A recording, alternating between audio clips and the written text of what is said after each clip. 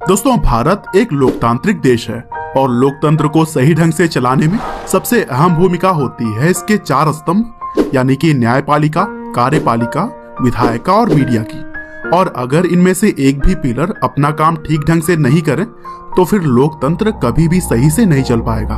और दोस्तों, इन चारों पिलर्स में से 3 पर नजर रखने का काम होता है मीडिया का, जो कि आम जनता को लोकतंत्र से जुड़ी हुई हर जानकारी देती है। हालांकि आजकल तो ज्यादातर मीडिया भी सरकार से बिकी होती है, लेकिन इसके बावजूद कुछ लोग अभी भी मौजूद हैं जो कि सच्चाई के रास्ते पर चलते हैं।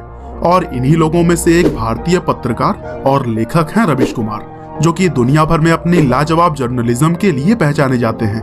और उनके द्वारा होस्ट किया गया शो भी लोगों में खूब लोकप्रिय होता है। तो चलिए दोस्तों, आज के इस वीडियो में हम जानते हैं एनडीटीवी के सबसे जाने माने चेहरे रवीश कुमार के बारे में, कि किस तरह से बिहार के इस लड़के ने पत्रकारिता के अंदर पूरी दुनिया में कहानी की शुरुआत होती है 5 दिसंबर 1974 से, जब मोतिहारी बिहार में रवीश कुमार का जन्म हुआ था। उनके पिता का नाम बलिराम है, साथ ही उनके एक भाई भी हैं जिन्हें कि लोग ब्रिजेश कुमार के नाम से जानते हैं। और दोस्तों, एक आम बच्चे की तरह ही रवीश कुमार का भी बचपन बीता। उन्होंने पटना के एक कॉन्वेंट स्कूल से अपनी शुरुआती पढ़ाई की और फिर आगे चलकर वह सिविल सर्विसेज में अपना करियर बनाना चाहते थे।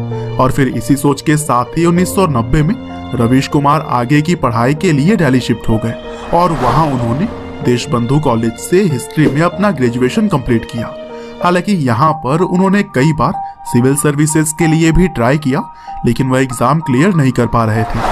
और दोस्तों, रवीश कुमार बताते हैं कि शुरुआत में उन्हें इंग्लिश बोलने वाले लोगों से बात करने में बहुत ही झिझक होती थी और ऐसे लोगों से उनका पाला ना पड़े, इसीलिए उन्होंने गोविंदपुरी एरिया में अपना कमरा ले रखा था।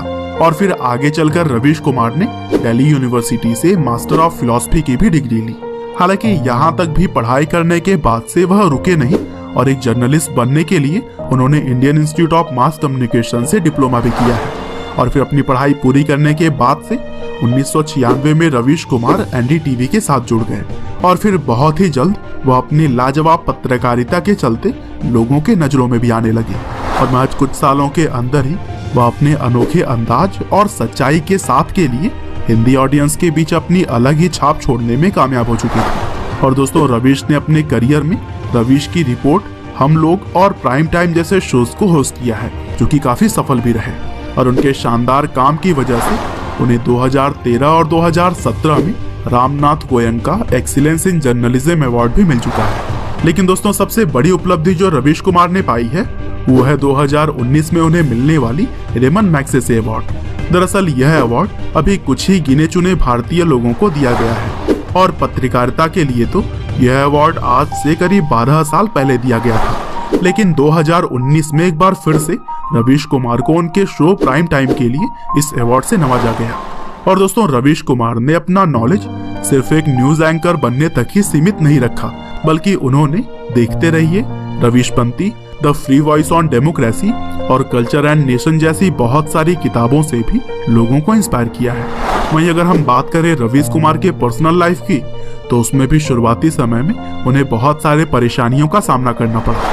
दरअसल जब वह दिल्ली यूनिवर्सिटी से मास्टर ऑफ फिलॉसफी की पढ़ाई कर रहे थे, तभी उनकी मुलाकात नैना दास गुप्ता से हो गई। और फिर 7 सालों तक डेट करने के बाद जब वह घर वालों की मंजूरी से शादी करना चाहते थे, तब रवीश के घर वालों ने उन्हें सपोर्ट नहीं किया, क्योंकि नैना एक बंगाली लड़की थी। और फिर इसी वजह से रवीश कुमार ने घर वालों के अगेंस्ट जाकर शादी कर ली। और नैना की अगर हम बात करें तो वह lady Shri Ram college, university of Delhi में हिस्ट्री पढ़ाती हैं।